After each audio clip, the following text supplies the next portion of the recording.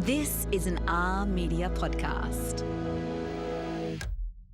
We applied and 40,000 people apply and we were like, we're not going to get on. But you know what? It's fun. We just built our house. We can mash up, a version of an audition tape. And by mash up, remember, I'm a perfectionist. So then I fully... I was going to say, this is not a mash. No. I hired a company. I was like, let's do this properly. I was like, let's get lights. I need a seat. Tell me, what makes a home beautiful? I feel ultimately the people in it. Yeah. I mean, that's obvious. Yeah. But it's decluttered spaces. It's a harmonious color palette. It's allowing the outside to be integrated with the inside. Courtyards, greenery, light, skylights. Yeah. I couldn't agree more. Think about the last time you walked into a beautifully styled home and thought, why does my kitchen bench never look like this? The truth is, most of us are doing our best with a mishmash of bottles and cables and kids' stuff and the odd dying plant and things that we use every day. To be honest, they're often the worst offenders. Today's guest, Steph Ottavio, decided to fix that. She took everything she learned from years of creating warm, layered rooms and big reveal TV moments on the block, and she poured it into her own interior design business and the home that she lives in now. Steph, welcome to The Edit. Thank you. Thanks for having me. It's so great to have you here because we were just talking about we've seen each other across the room Yes. at events, Yep. but all these people in the way, we couldn't get across to say There's people in the hello. way. I know, but at last we meet. We are at a forum that is intimate. Exactly. I don't know about you, but I've had a tough morning, so I just need to get this out. I know tough is extreme, but Talk to me. I know you'll understand because you're a new parent. I have a 5-year-old, and every morning we have our little routine. We wake up, we have a drink in bed together. He has his smoothie, I have my coffee. It's nice and calm, and I think, yes, this is how we're going to start the day. Yeah. That it gets to 10 to 8 and I start freaking out that we're behind schedule. I'm like, come on, we got to go. Get your shoes. And we leave the house in an absolute tip, and then I think about it all day, and then I spiral. So that's where I'm at the moment. Okay, I got you. But I feel can similarly. you relate? I absolutely can relate. I feel that sometimes I start the morning. Oh, I'm not a scheduled person, let's put it that way. Ah, okay. Which is, you wouldn't actually think that I would be, but I am a very regimented, ordered control freak, but I don't have a schedule. Same. Okay, great. So that is why, I'm relating to you when you say that you have, started your morning and you're already not on a schedule. Yeah. But I think that's the problem. You're not actually on a schedule. It's okay. Exactly. Don't leave at a certain time. Just make sure that you're out the door. And if you're out the door and you've ticked off, okay, the kids have had the smoothie, I've had some food, the car's packed, there's nappies, that's what I'm thinking about. I'm starting my day and I'm in the car and I don't care what time it is. That's it. Because I've ticked off what I needed to do. That's the schedule, not the time schedule. So the schedule's the list. That's it. Are you a list person? I am a list person. How do you keep them? Are they on your phone? Are you a paper diary kind of gal? I'm a calendar person. Again, there's no time assigned to it. It says all day. That's good. Yeah. I think I'll adopt that. Yeah, so that's what I'm saying. So you actually achieved everything you wanted this morning, but you were putting the pressure that it needed to be done by a certain time. That was the problem. Release the pressure. Release the pressure. There's no time. So talking about pressure, you have been through your fair share of pressure. Yes. The most public version being the block. Yes. How did you manage that? Because there are time crunches there. There were definitely time crunches, but I worked day to day, everything that I needed to get done in the day. Yeah. I think that's my biggest advice. I never really articulated it in that way. I just thought, you know what, just set a task for yourself for the day, and then if you can get them done, get them done. But there's many times that I go into my calendar and I go, okay, I'm going to move that to the next day, move to the next day. And when you get to the crunch time, when it needs to be actually completed, right? There's no other day that you can push it to. Yeah. Adrenaline kicks in and then you always get it done. You always get it done. Don't think that you won't. Do you thrive on adrenaline? Yeah, I do. And I think that's probably exacerbated on the show. So let's say that we've moved those tasks day to day and then we've gotten to the day that it needs to be done. Like Sunday is reveal 9 a.m., right? So I'm staying all night up, like we're doing an all-nighter. And again, you're not tired, adrenaline. That's so we're pushing through, we're styling, we're getting everything done. 9 o'clock comes, boom, I'm done. Yeah. I agree. It's the same in publishing and when we're recruiting I guess, more junior people into the industry, I always ask, at school, did you leave your homework to the last minute? Mm. And they look terrified and think, oh my God, what answer do I give you? Do I tell the truth? And I want to hear, yes, I did. Yeah. Because if you can cram at the last minute and get a good result, you'll be a great journalist. I think so. But I think that there's something beautiful that comes out of that. Yeah. In those moments of pressure, diamonds are built under pressure. It's true. It's true. Here we are. Here we are. John is very much like methodical, timed. It all has to be, we have to get this done so that we have adequate enough time that we're thinking about this. How does he handle your the chaos at that end point? I think he had no choice but to do it on the show. Because everybody's watching. Everybody's watching, and God forbid. But he actually gets more anxiety watching me operate under that. Like, oh my God, there's like time pressure. But I was like, no, I'm thriving. It's good. It's good. This is a good thing. And I think that he's just like learned to like let go. That's my process. And then I've also learned to understand that that's not how he wants to operate. So he can be planned and regimented. Like, let's say if we've got a meeting or a podcast or something to go to together. Yeah. He's like looking at the questions before, thinking about it, Yeah. Whilst I'm coming in, not thinking about it, not looking at anything, and just whatever's in front of me, I'm just dealing with. I tell you, we are kindred spirits. I love Not that I haven't prepared for today, of course, but no, it's but a you real don't chat. Need to. Yeah, like I think the more pressure. Well, that's why I say to John and argue. We sort of say, I'm like, but if you put pressure on it, then you're anticipating it, and then you overthink it, and then in the moment, then you're saying, what are you saying? That's true. Does that make sense? I don't know. What are you saying? And then it's like this premeditated thing, and that's more anxiety reaching. But he doesn't believe so. So I have to understand that there are different people in this world, and that's fine.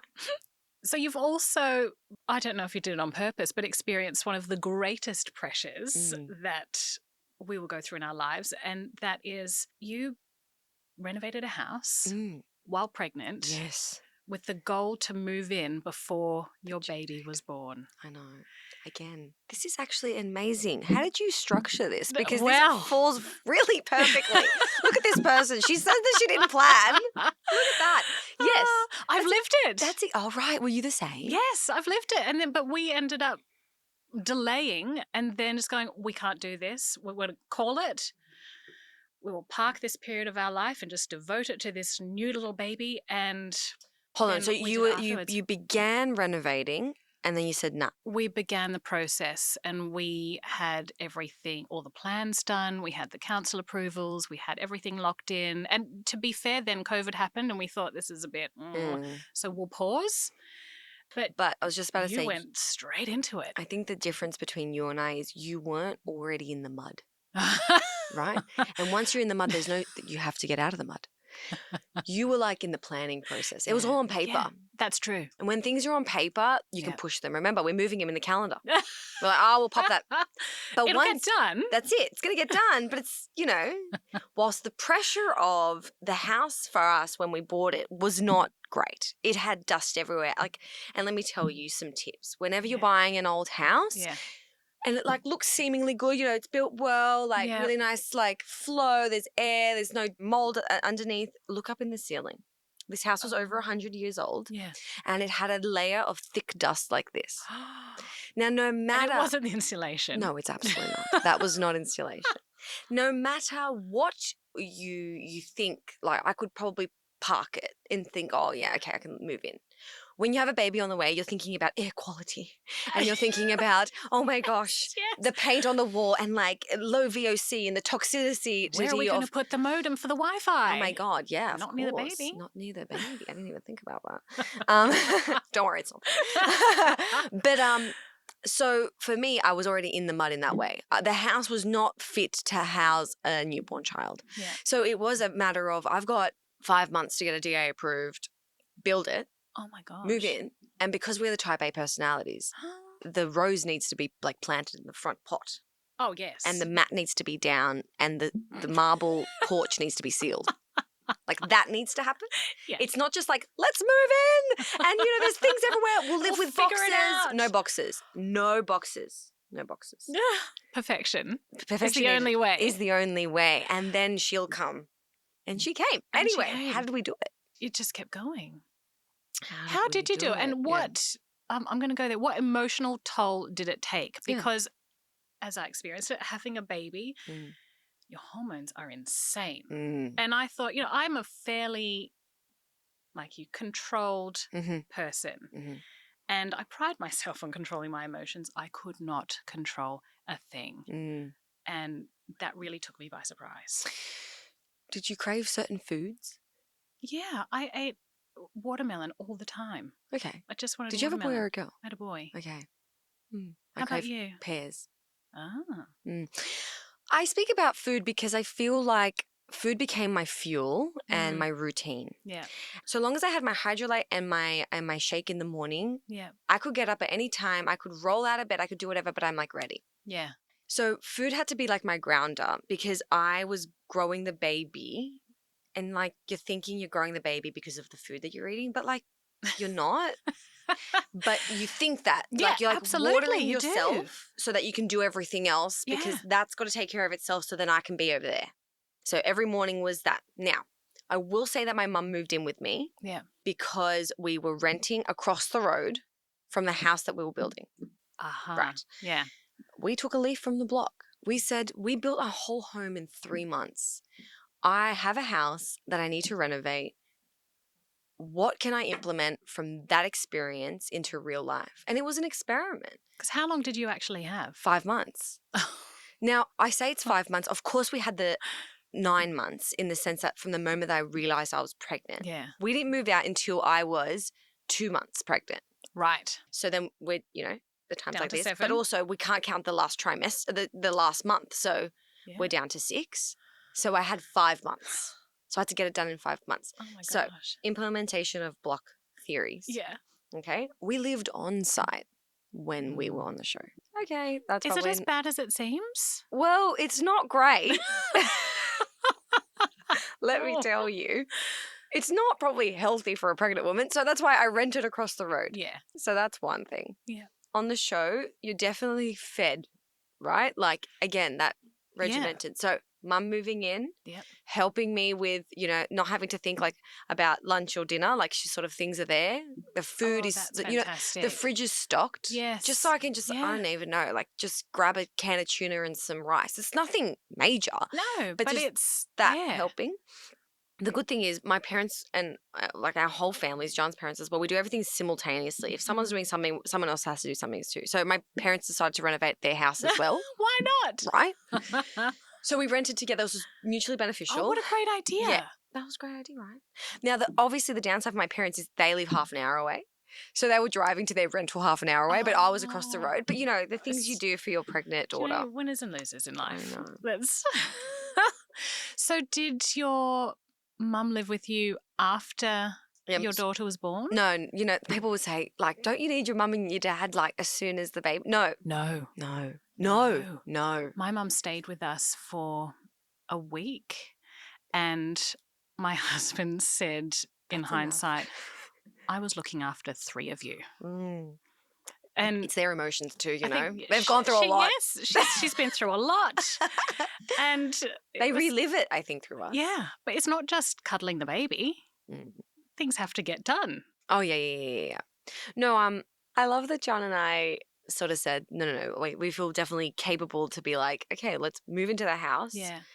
We had a month to sort of establish a bit of routine before the baby came, right? Well, have we finished with the reno? The reno's done.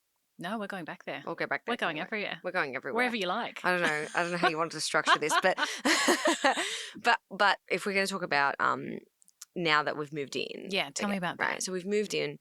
We've got a month to go. Mm-hmm. It was all about establishing some good movements and routines and places and, the miscellaneous drawer. Yeah. Oh, yes. Yeah. Like that sort of stuff.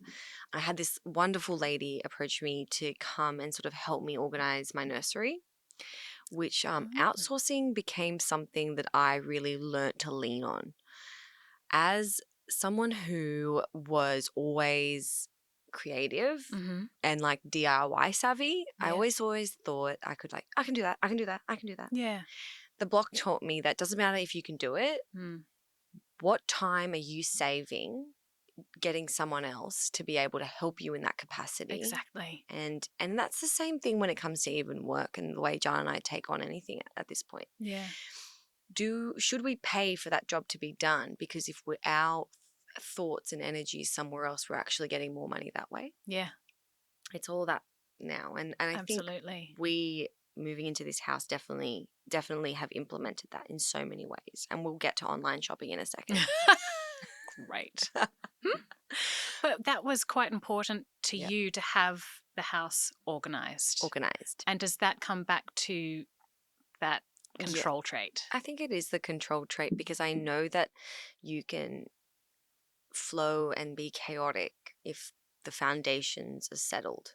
And I'm happy to be flowed and chaotic and a little bit more like that non-organized person that we speak about Yeah. in an organized, methodical, predetermined foundation. So long as all that's organized, you're allowed to be a bit.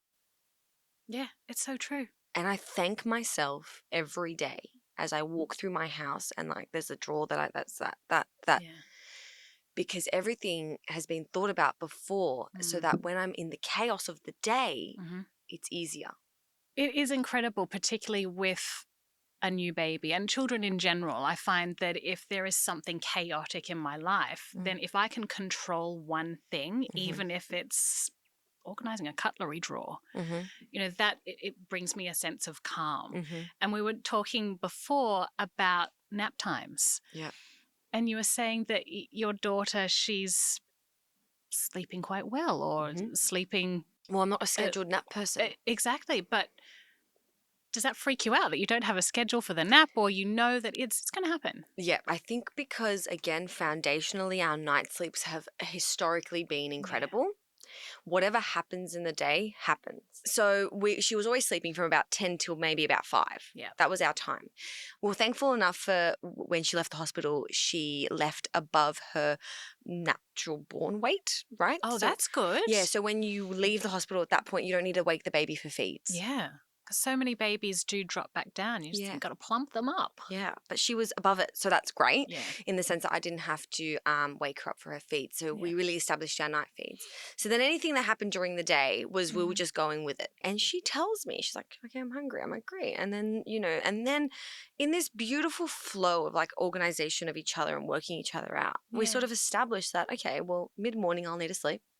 Around lunchtime, past lunchtime I need to sleep. And then in the afternoon I need to sleep. And whatever time that looks like, I just know in my head that there's probably going to be about 3. Yeah. And then we wind down around 8 o'clock. And then she's sleeping until the next 8 o'clock. And we're 8 to 8 now. That is fantastic. And how does that work with work? Probably from a scheduled perspective, it doesn't. I do online consultations, and like I'm obviously beginning that. What's this idea of mat leave? What's this idea of being a working mother? When is the right time to start? And everyone does it differently. That's it. And, I understand when you're in a 9 to 5 job and you have to schedule in that 10 o'clock meeting. Well, yeah, you're going to have to know that your baby's going to need to sleep at 10 o'clock because you have to, attend that meeting. Yeah. I think I'm grateful enough to, of course, own my own business. We own a homewares business, Japandi Estate, and that sells online. That obviously doesn't matter about the time. Yeah. But when I do my online consultations, I sort of cap it to a couple a day. Yeah. And I've built enough rapport with my amazing people that I want to call them clients, but they're friends, you know. I sort of pop up to them and say, hey, Alari's been a little unsettled. Can we move this 15? Half an hour? Is that okay? Yeah. As soon as you add that personality in anything, your job, you just... Absolutely. And I think in your 9 to 5, I'm sure people would understand in that meeting, hey, I'm sorry, can we just shift this a bit? I'm just, I'm struggling at the moment. Yeah. I am working, but, I still have to take care of my baby. This is sort of happening in the background. Yeah. Can we just shift that 15? Is that all right? Who were you before the block? And we can talk about what you did before that for work, what your training was in, and then I'd love to hear more about post-block. Yeah.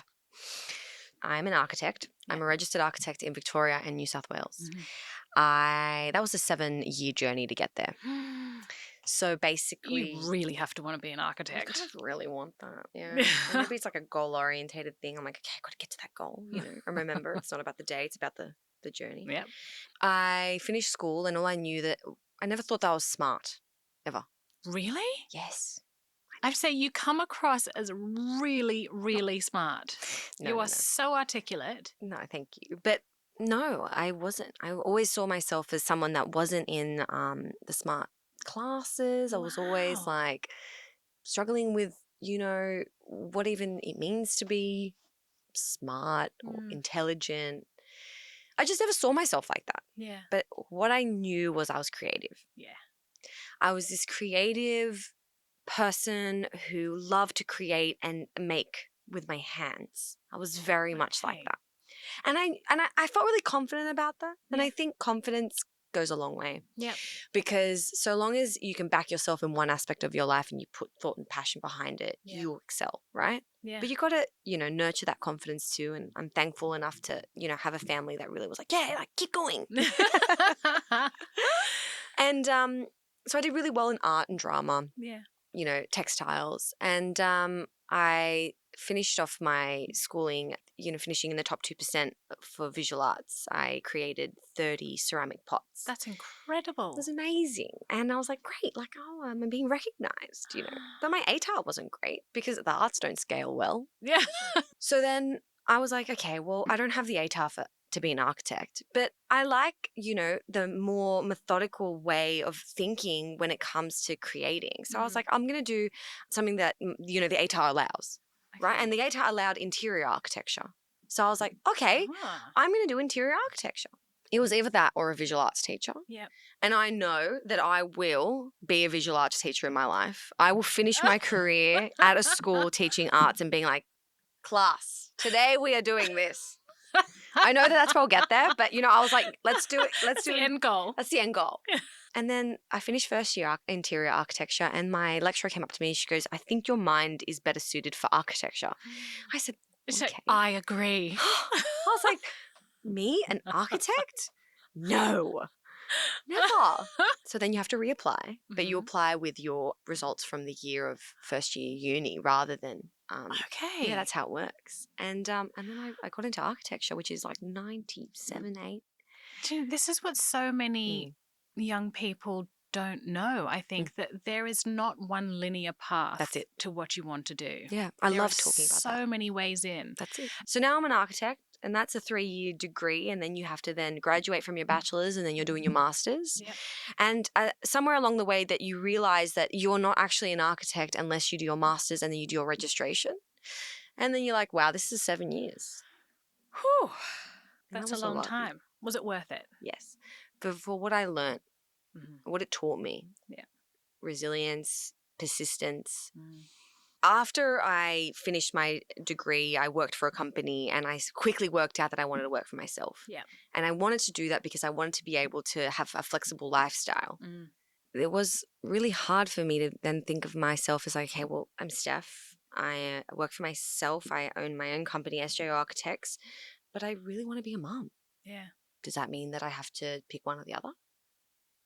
But I really love spending, my afternoons cooking and being a homemaker and, watching the sunset and then waking up on a Sunday and having my tea. But I want to be a businesswoman.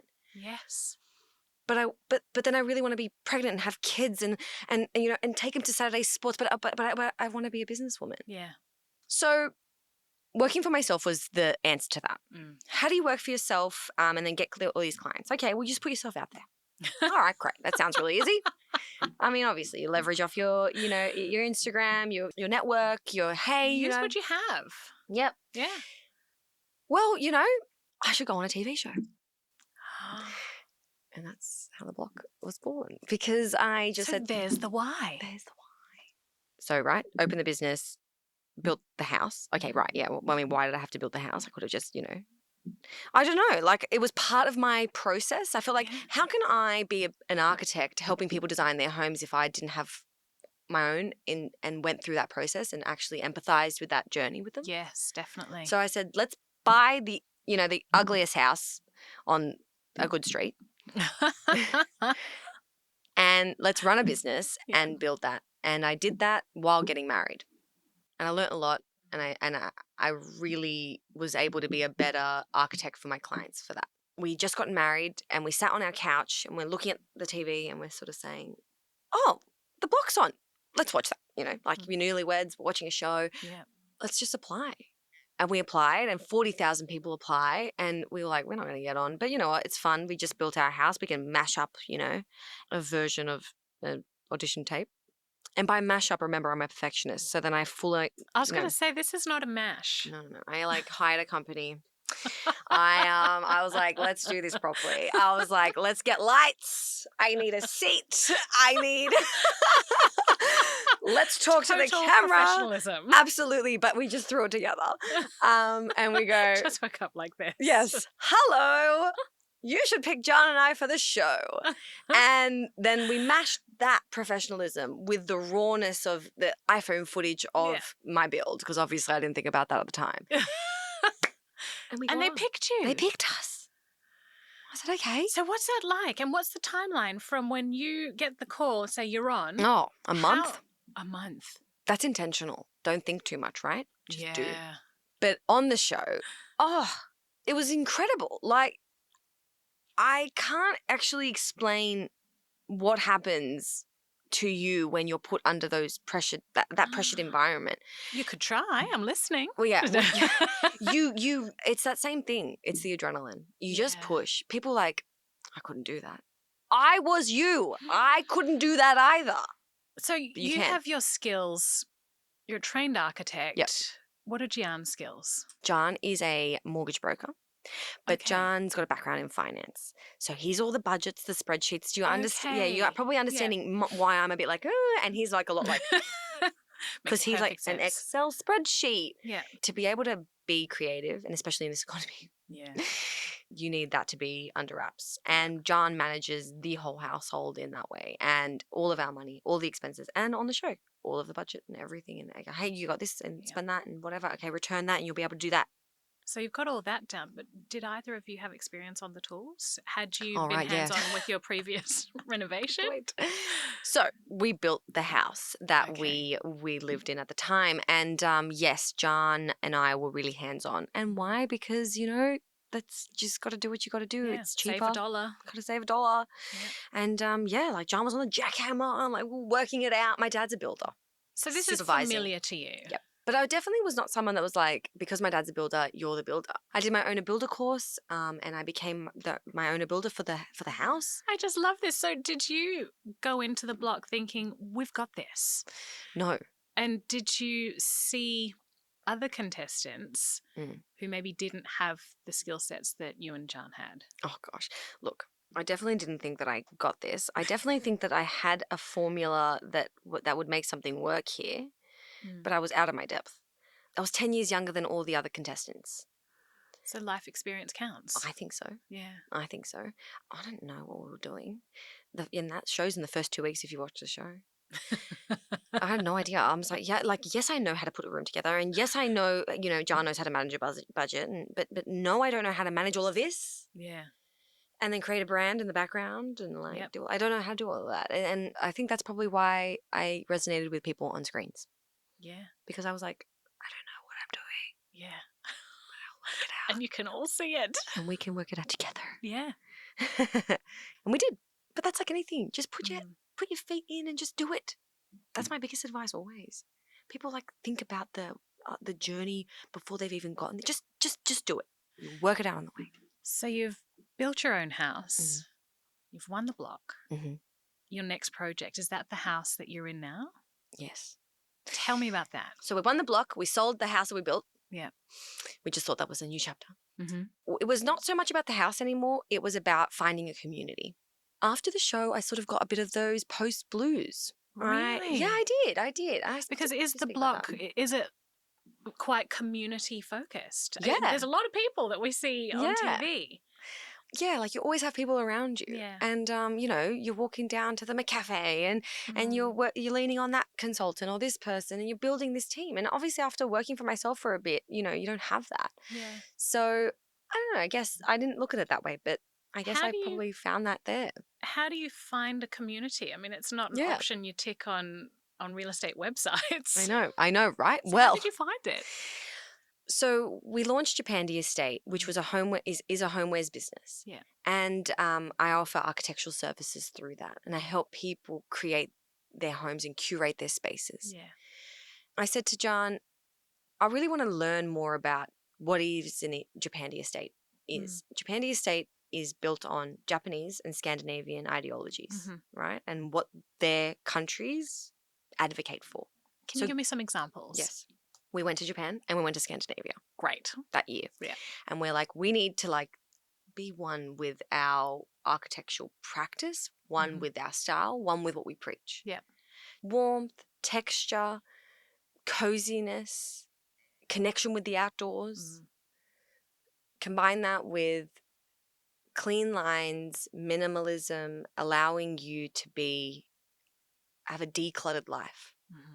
And if you combine the two, that is what Japandi Estate is, right? Yeah. But out of that, that's your home. Out of that, to have like this clean and minimalistic sanctuary, think about like these chimes in the background and like a pond, and then like you're looking at like the light coming through in your house, and you've got the courtyard sort of there, and your dog's sleeping and the baby's nice. Like that's the homemaker, right? That's the vision. Outside of that, you want to come out and you want to go to the butcher, and you want to go get your flowers, and you want to go get your fresh produce, and you want to be able to interact with your neighbors. Yeah. That's the community. And you talk about a decluttered life. How do you marry that with your house is Queen Anne style, which is quite ornate? Yes. That's the Japanese, I feel. Okay. Within Japanese culture and architecture, it's rich with embellishments and ornamentation. Yeah. And that's how I feel that the more standardized version of Japandi online is like very beige and like no cornices and whatever. My version of Japandi has ornamentation because I work on that Japanese side a little bit more, and I pop them in together, and it's like character within minimalism. Yeah. I love that. Because I don't like modern houses. Sorry, I said it. I don't. Yep. There's nothing nice about it. It's cold, and I don't want to see a P50 shadow line, and I don't want to see no skirting board. I don't like it. Oh, it hurts my heart. I'm sorry if your house was like that. No, I live in a 130-year-old Victorian. Perfect. Yeah. Amazing. Amazing. Coming up, Steph walks us through her own home, and we get some surprising rules that she has in her own house through some revealing questions. Back in a bit. As you know, we do home tours in Home Beautiful, and we've just photographed your home, and it's coming out in an issue very soon. So when we publish that online as well, we'll leave a link in the show notes so that everybody can have a look.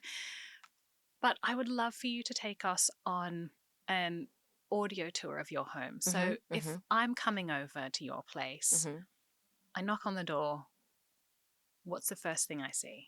Well, before we even get there, we have to speak about what's outside. Oh, yes, of course. Please start at the door. So I come off the street. What do I see? That's it. And remember why I sold my house was to buy into a community that was buzzing. And down the road from me, there's shops and there's cafes and there's movement and there's people and there's bars, and it's fun. And I really got that from our trip. But I should say that John and I are Italian and Greek.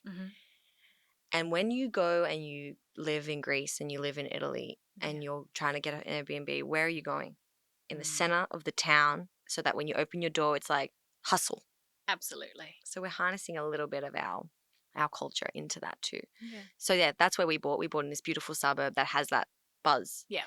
You're parking your car and you're feeling that. You're feeling that. And I love that. You want to hear a bit of a buzz.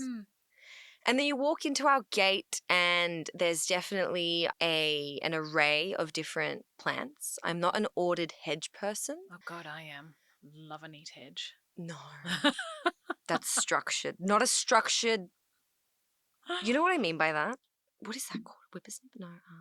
Oh, the hedge trimmer. Hedge trimmer. Yeah. I've got a mini one for the small hedges. Of course you are. Yeah. Are you that one doing like those circles? I do have those as well. Yeah. It's too structured. Topiary. Oh, it's too structured. Love it. But no, I love it. I love that for you. I love that for you. Back to you. So No. So no structure. No structure. The plants have to be organized but clustered, different textures, colors, again, within palette. Yes. Dichondra or mondo grass sort of going in between the steppers. No structure. Yeah. No like neat garden. The garden goes where it goes. It grows where it grows. That's it. Okay, so we're entering the porch.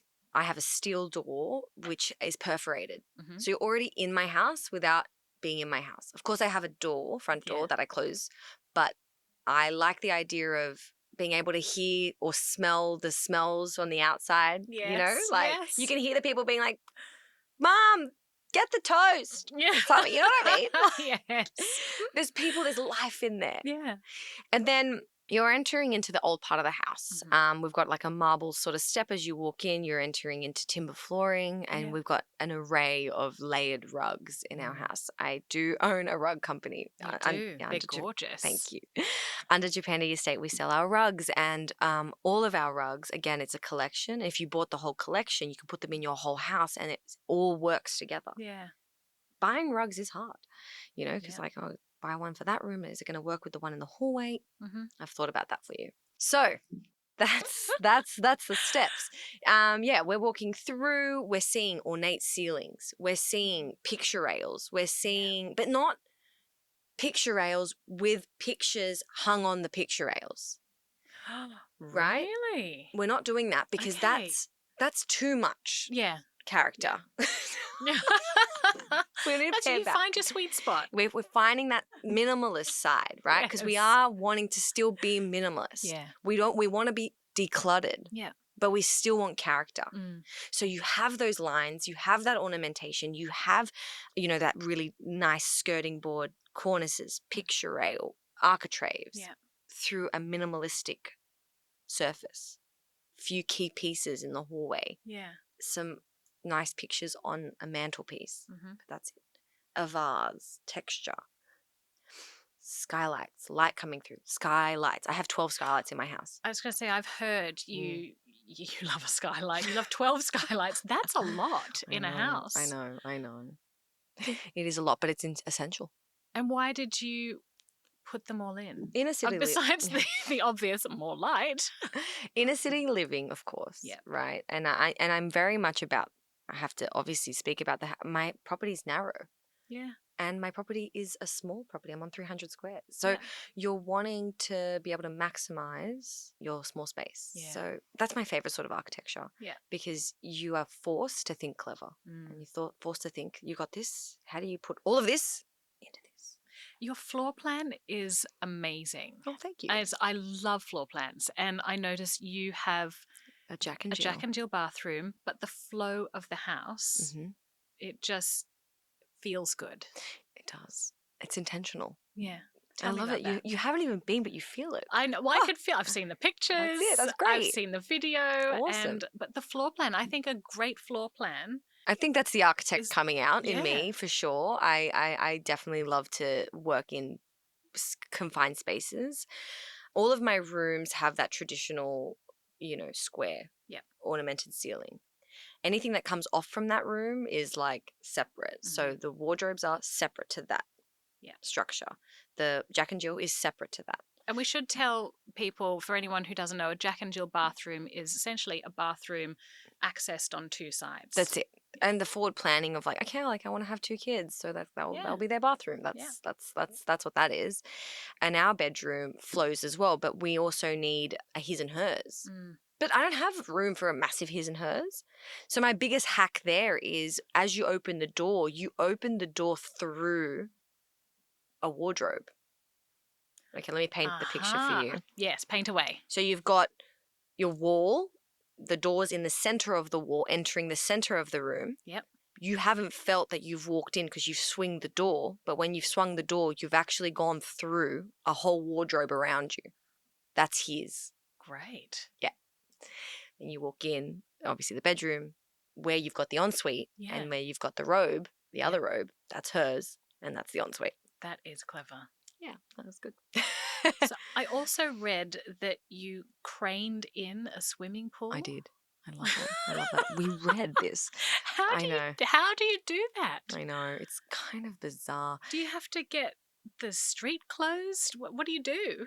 Or you become really friendly with your neighbours.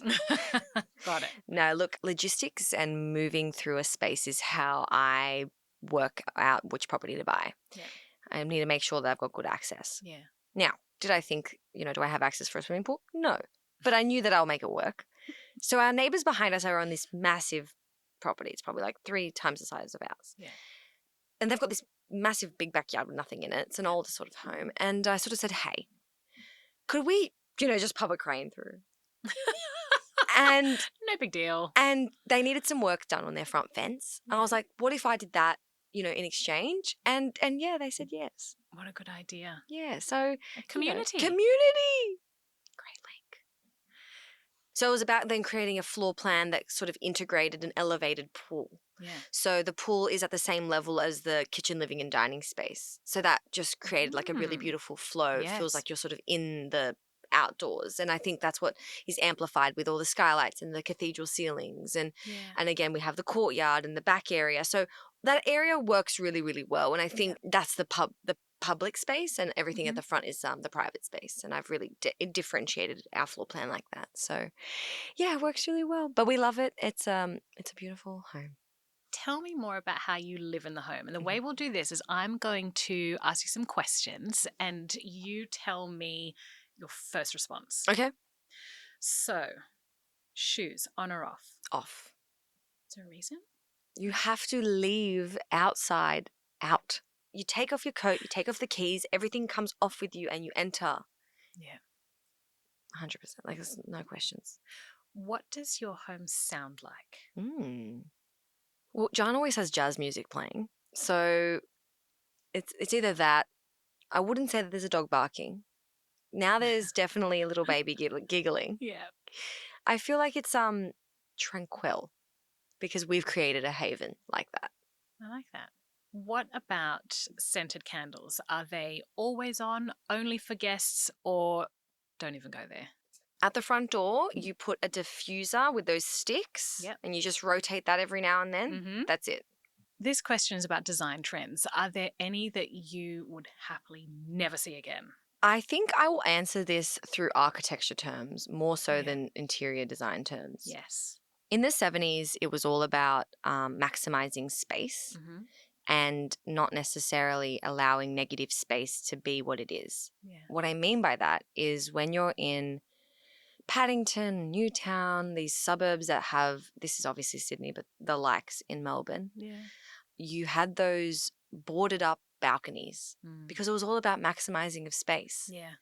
When it's not about that, it's about organizing space better inside and allowing yourself to still have those courtyards, those side access, the balconies as free breathing spaces to allow the home to breathe. Yeah. We're not needing to bulk up every single space for storage, for stuff that we don't need. That answers another question that I was going to ask, which is what is a design crime that you see in Australian homes that you wish, if you could fix one thing, what would it be? Yeah. And is it that? I think that that's like an overarching design movement that did happen in the 70s, but I don't like knickknacks. I can't say I'm surprised. Yeah. An organized shelf. Thank you. Yes. Stunning.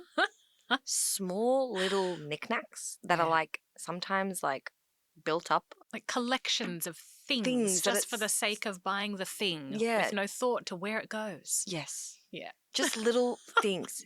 Honestly, though, the way that connects to the way in which you live in the space and the way that clutters your mind is huge. I think about that. So, like, I don't just say something because it's like, I don't like that. It's like, I don't think that that's conducive to a really good lifestyle for you. Yeah. Tell me, what makes a home beautiful? Oh. I feel ultimately the people in it. Yeah. I mean, that's obvious. Yeah. But I feel like creating a space that feels good is so intentional. And it's these things that we've touched on today. Yeah. It's decluttered spaces. It's a harmonious color palette. It's allowing the outside to be integrated with the inside. Yeah. Courtyards, greenery, light, skylights. Yeah. I couldn't agree more. Steph, for anyone listening at home who will be going through the same thought processes and be in the same season and that balance of family and business and doing it all. going through that yourself, what advice would you have for them, or what words of encouragement? Yeah. Well, I think it's important to say that it doesn't come easy. And I think I've tried to sort of articulate that today. Yeah. But, like I said before, like when I came off the show, I was elated, but I also was the lowest I've ever been because I didn't know what my purpose was. Yeah. And I think what I learned in that time through therapy was I need to just strip back down to basics and taking some time away from work, if you can, for a moment to just regroup on what your purpose is, I think was really important for me. Now, this happened before I even had kids.